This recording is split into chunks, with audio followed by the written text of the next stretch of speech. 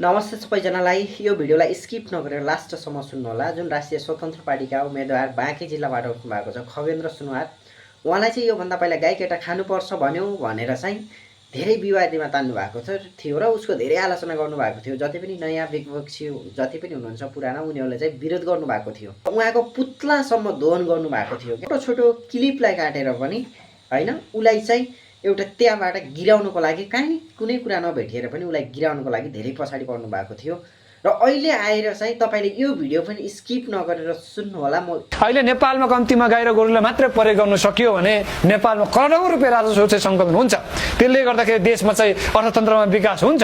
हामीले विदेशमा चाहिँ गाईको मासु बेच्नु सकियो, गोरुको मासु बेच्नु सकियो, यहीँ पनि विभिन्न गोठखानाहरू चाहिँ खोल्न सकियो। अनि त्यहाँबाट चाहिँ देशमा चाहिँ राज्यमा चाहिँ तपाईँको चाहिँ आय स्रोत तपाईँको त्यसले वृद्धि हुन्छ, राजस्व वृद्धि हुन्छ। पशु काट्दाखेरि गाई काट्दाखेरि कानुन लाग्छ भने खसी काट्दाखेरि पनि कानुन लागोस् न। किन गाई मात्र राष्ट्रिय जनावर हुन्छ? राष्ट्रिय जनावर भन्दैमा गाई चाहिँ खानै नहुने, चुनै नहुने भन्ने त हुँदैन नि त। अरू पनि जति पनि कन्ट्रीमा तपाईँहरूले पनि थाहा छ होला र थाहा पाउनु पनि भएको छ होला। अरू कन्ट्रीमा त राष्ट्रिय जनावर भनेर सजाएर राखेको त हुँदैन, काटेर खाएकै हुन्छ।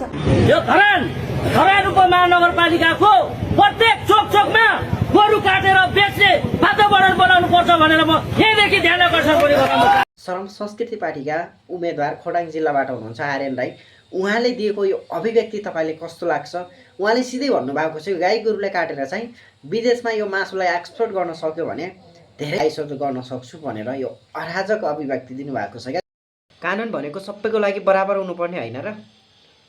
सबैभन्दा धेरै घरका साम्पाङकै एउटा श्रम संस्कृति पार्टीकै जति पनि एउटा प्रत्यक्ष र समानुपातिक उम्मेदवार भएको छन्, उनीहरूले चाहिँ यस्तो कुरा गरिराख्नु भएको। नेपालको राष्ट्रिय जनावर गाईलाई चाहिँ काटेर उहाँलाई चाहिँ यसो अभिव्यक्ति दिनुभएको छ। उहाँलाई चाहिँ यो कारबाही हुँदैन? उहाँलाई चाहिँ उसको बारेमा आवाज उठाउनु पर्दैन? जति पनि यो खगेन्द्र सुनुवारको बारेमा आवाज उठाउनेहरूले उसलाई चाहिँ आवाज उठाउनु पर्दैन? कानुन भनेको त सबैलाई बराबर होला नि त। नेपालमा मात्रै यस्तो देश, एउटा देश यस्तो मात्र नेपाल हो जहाँ कि कुनै कानुन सत्ता र शक्तिको आडमासलाई चाहिँ कानुनलाई आफ्नो मुठ्ठीमा लिएर बसेका छन् क्या। बाहिर देशमा भइदिएको भए अहिले फाँसीको सजायसम्म भइसक्थ्यो राष्ट्रिय जनावर काट्ने भनेर यस्ता अराजक अभिव्यक्ति दिनेहरूलाई चाहिँ।